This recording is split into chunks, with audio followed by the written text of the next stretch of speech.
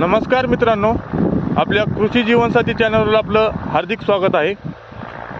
ही बादा गावातील विजय बनसोडे यांचा प्लॉट आहे। वटाणा 20 गुंठ्याचा प्लॉट आहे असा। सर, तुम्हाला एक बियाणे कोणत्या प्रजातीचं आहे? विजेंटाचं जे10 आहे। हां, सध्या किती तोडा झाला याचा? ते दुसरा तोडा आहे आता। पहिला तोडा झाला आहे आपला 150 किलोचा। विक्रमी दर बाजारामध्ये काय सध्या चालू आहे? याचा दर बघ 80 ते 100 रुपये किलो चालू आहे। हां, आणि ह्याच्यात किती तोडे होतात साधारण पद्धतीने? हे आपल्या घेण्यावर आहे उत्पन्न आता। हां, सध्या मार्केटला भाव कशा प्रकारे आहे?